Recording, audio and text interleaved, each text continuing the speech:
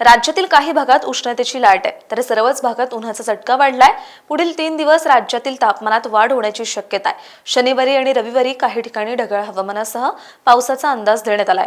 आज आणि उद्या कोकणातील पालघर, ठाणे, मुंबई, रायगड, रत्नागिरी, सिंधुदुर्ग जिल्ह्यात काही ठिकाणी उष्ण आणि दमट हवामानाचा अंदाज आहे। तर मध्य महाराष्ट्रातील सांगली, सोलापूर, छत्रपती संभाजीनगर, जालना, परभणी, हिंगोली जिल्ह्यात आजपासून 3 दिवस उष्णतेच्या लाटेचा इशारा देण्यात आलाय। तर अकोला, अमरावती आणि वर्धा जिल्ह्यात काही ठिकाणी पुढील 5 दिवस उष्णतेची लाट राहील असा अंदाज हवामान विभागाने दिलाय।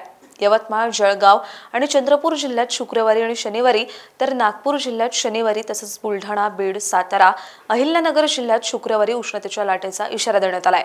राज्याच्या इतर भागातही तापमानात वाढ होण्याचा अंदाज आहे। शनिवारी आणि रविवारी राज्याच्या काही भागात ढगाळ हवामानासह हलक्या पावसाची शक्यता वर्तवण्यात आली आहे। शनिवारी सिंधुदुर्ग, कोल्हापूर, हिंगोली, नांदेड आणि लातूर जिल्ह्यात ढगाळ हवामानासह हलक्या पावसाचा अंदाज आहे। तर धाराशिव जिल्ह्यात मेघगर्जनेसह वादळी पावसाची शक्यता आहे। रविवारी धाराशिव, लातूर, नांदेड, सोलापूर जिल्ह्यात काही ठिकाणी मेघगर्जनेसह वादळी पावसाचा अंदाज आहे। तर रविवारी रत्नागिरी, धुळे, नंदुरबार, नाशिक, अहिल्यानगर, पुणे, सातारा, सांगली, परभणी आणि हिंगोली जिल्ह्यात काही ठिकाणी ढगाळ हवामानासह हलक्या पावसाची शक्यता वर्तवण्यात आली आहे। अशाच हवामान अपडेटसाठी ॲग्रो1ला सबस्क्राईब आणि फॉलो करायला विसरू नका।